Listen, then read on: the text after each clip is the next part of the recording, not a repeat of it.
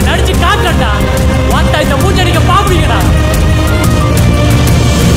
Welcome back to DK commentary. நான் உங்கள் தனஸ்குமார். இன்னைக்கு நம்ம என்ன பார்க்க போறோம்னா, ஆக்டர் கவின் அவர் நடிச்சு வெளியே வந்த ஸ்டார் படம் எப்படி இருக்கு அதை பத்தி தான் இந்த வீடியோல பார்க்க போறோம். அதுக்கு முன்னாடி என்னோட சேனலை சப்ஸ்கிரைப் பண்ணலாம், சப்ஸ்கிரைப் பண்ணிருங்க. என்னோட இன்ஸ்டா பேஜை ஃபாலோ பண்ணாம இருந்தீங்கன்னா ஃபாலோ பண்ணிக்கங்க. டிஸ்கிரிப்ஷன் லிங்க் தந்திருக்கேன். வாங்க வீடியோக்குள்ள போலாம்.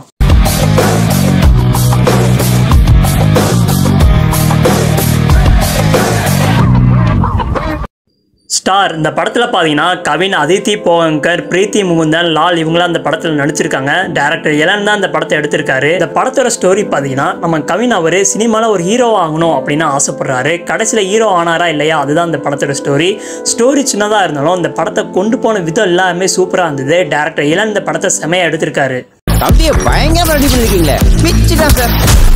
அதுக்கப்புறமா அதித்தி போகங்கர் அவங்களோட ஆக்டிங் இந்த படத்தில் சூப்பராக இருந்தது. அவங்க வர சீன் எல்லாமே நல்லா இருந்தது.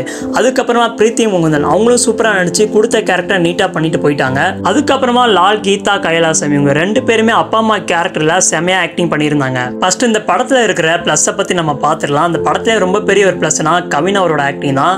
ஒவ்வொரு ரோலுக்கு ஏற்ற மாதிரி தன்னோட உடம்பை ரெடி பண்ணி வெறித்தனமா நடிச்சிருக்காரு. சில சீன்ல அந்த படத்தில் நான் பார்க்கும்போது என்னடா கவின் இப்படி நடிச்சிருக்காப்ல அப்படின்னு எனக்கு இருந்தது. அந்த அளவுக்கு பயங்கரமா அந்த படத்தை நடிச்சிருக்காரு. ஒரே ஒரு சான்ஸ் மட்டும் கொடுங்க சார், நான் நல்லா பண்ணுவேன் சார். எல்லாரும் முன்னாடியும் அசிங்கமா ஆயிடுச்சுப்பா.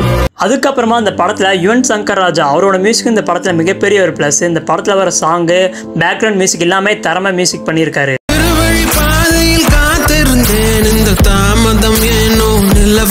இந்த படத்துல புதுப்பேட்டை படத்துல இருந்து ஒரு நாளில் அந்த சாங் எல்லாரும் கேட்டிருப்பீங்க. அந்த சாங் இந்த படத்துல வரும். அந்த சாங்குக்கு தியேட்டர்ல பயங்கர ரெஸ்பான்ஸ். அந்த அளவுக்கு ஈவன் பாத்தீங்கன்னா போன மாசம் அந்த படத்துல மியூசிக் போட்டிருக்காரு. அதுக்கப்புறமா அந்த படத்துல மைனஸ் பாத்தீங்கன்னா, நம்ம கவின் அவரு சினிமால ஹீரோ ஆகணும் ஆசைப்படுறாரு.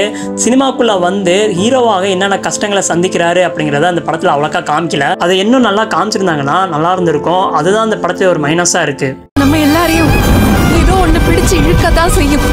நாம தான் அதை உதைச்சு தள்ளிட்டு மேல வரணும். மற்றபடி இந்த படத்தில் எல்லாமே நல்லா இருந்தது. டைலாக், எடிட்டிங், எமோஷன்ஸ் எல்லாமே வேற லெவல் பண்ணிட்டாங்க. வாழ்க்கையில நான் ஜெயிக்கிற வரைக்கும் எனக்கு யாரும் வேண்டாம். சில சீன்லாம் அந்த படத்துல பாத்தீங்கன்னா நம்ம லைஃப்ல நடந்திருக்கிறத அப்படியே அந்த படத்துல காமிச்சிருப்பாங்க. அது மாதிரியான சீன்லாம் அந்த படத்துல நிறைய இருக்கு. அதுக்கப்புறமா கிளைமேக்ஸில் இந்த படத்தை பாதியோடு முடிச்ச மாதிரி இருக்கும். அது கரெக்டாக தான் முடிச்சிருக்காங்க. அது சில பேர் கனெக்ட் ஆகும், சில பேர் கனெக்ட் ஆகாது.